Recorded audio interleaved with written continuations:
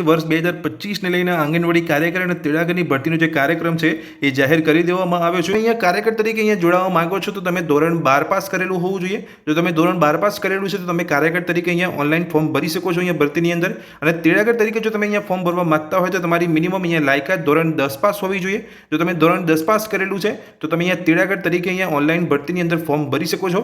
હવે વાત કરીએ કે જો તમે કાર્યકર અને તેડાગર ભરતીની અંદર ઓનલાઈન ફોર્મ ભરો છો તો તમને અહીંયા બંને માટે પગાર ધોરણ કેટલું ચૂકવવામાં આવશે? પગાર ધોરણની વાત કરીએ તો જો તમે કાર્યકર તરીકે અહીંયા ઓનલાઈન ફોર્મ ભરો છો તો તમને અહીંયા 10,000 મહિને ચૂકવવામાં આવશે। અને તેડાગર તરીકે જો તમે અહીંયા ઓનલાઈન ફોર્મ ભરો છો તો તમને અહીંયા 5500 રૂપિયા ચૂકવવામાં આવશે દર મહિને। વાત કરીએ કે વર્ષ 2025 માટે ટોટલ કેટલી જગ્યાઓ માટે અહીંયા ભરતી જાહેર કરવામાં આવી છે તો 9,878 જગ્યાઓ માટે અહીંયા ભરતી જાહેર કરવામાં આવી છે। તો હવે વાત કરીએ કે તમારી ઉંમર મર્યાદા એટલે કે ઉંમર કેટલી હોવી જોઈએ તો તમે અહીંયા ઓનલાઈન ફોર્મ ભરી શકો છો આંગણવાડી કાર્યકર અને તેડાગર તરીકે।